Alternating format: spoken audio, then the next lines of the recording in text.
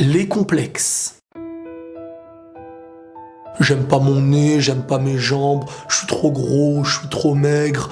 Mais arrêtez avec ça, vous êtes tous beaux. Vous avez tous quelque chose qu'un autre n'a pas. Et je vais vous le prouver de plusieurs manières. À première vue, c'est vrai qu'on va toujours distinguer le beau du moins beau et selon nos critères à nous. Mais au fond de vous-même, soyez sincère. Combien de fois vous avez trouvé quelqu'un de beau la première fois et avec le temps vous vous êtes rendu compte que cette personne ne dégageait rien? Le genre de personne qui n'espère vivre que sur un physique, sans rien lui apporter. C'est comme avoir une magnifique voiture, mais une fois à l'intérieur, on se rend compte qu'elle est vide et qu'elle n'a pas de moteur. Donc c'est bien beau l'extérieur, mais si tu n'avances pas, à un moment donné, tu vas te faire doubler, et même par les personnes que tu considérais moins beaux. Ensuite, il y aura cette personne qu'on n'aura pas forcément remarquée à première vue. Cette personne chez qui on n'oserait pas trop s'aventurer. On va parler par exemple des handicapés, ceux pour qui on a plus de peine que d'amour sincère. Alors qu'en fin de compte, ces personnes-là ont peut-être une défaillance, mais cette défaillance a fait naître tellement de bienfaits en eux. Ces personnes ont tellement enduré par la souffrance, la douleur, et aussi par le regard rabaissant des autres, qu'aujourd'hui ils ont fait naître en eux un trésor que très peu de personnes méritent. Seules les personnes qui les côtoient se rendent compte. Ils se rendent surtout compte que le vrai handicap, il est pas chez eux.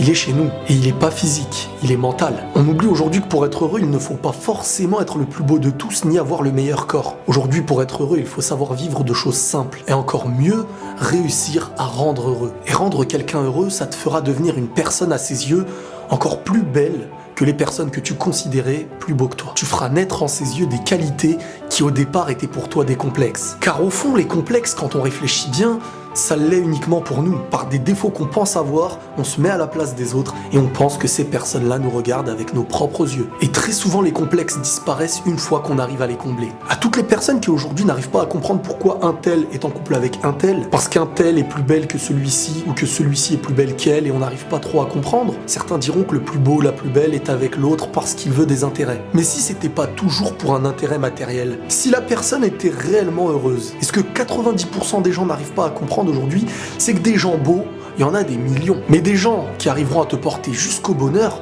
il y en a beaucoup moins. Et beaucoup se diront, mais pourquoi? Parce qu'aujourd'hui, on nous a obligés à regarder qu'avec les yeux. Et même si nos yeux au départ nous servent à regarder, on en a aujourd'hui perdu l'usage. On pleure notre beauté jour et nuit à force de passer à côté de ce qui est réellement beau. Sauf que l'extravagance a du mal à reconnaître la beauté intérieure. Et chacun ne reconnaît l'autre qu'avec ce qu'il est. Rappelez-vous des bienfaits que Dieu vous a donnés, et même si vous n'en êtes pas satisfait, dites-vous qu'il y en a qui rêveraient de les avoir. Et c'est souvent en perdant l'usage d'une chose qu'on se rend compte de ce qu'on avait. Je parlais récemment avec une personne qui avait perdu ses jambes, et elle m'avait dit « Beaucoup de personnes trouvent leurs pieds moches, trop gros ou trop petits, mais moi, j'aimerais juste en avoir. » Et après ça, pour dire la vérité, on se sent vraiment bête. Regardez ceux qui ont moins pour ne plus être complexés de ce qu'on a. Un jour, j'avais entendu un homme dire une chose qui était vraiment magnifique. Il suffit de regarder la différence entre les animaux, du lion au singe, de l'aigle au coq, et que chacun d'eux sont ce qu'ils sont, avec leurs différences, leurs forces et leurs faiblesses. Mais chacun d'eux apporte une chose qu'un autre ne pourrait apporter. Donc on peut se plaindre une éternité de nos corps, tant que le cœur, lui, ne sera pas en éveil. Notre miroir trouvera chaque jour de nouveaux défauts, jusqu'au jour où notre cœur s'éveillera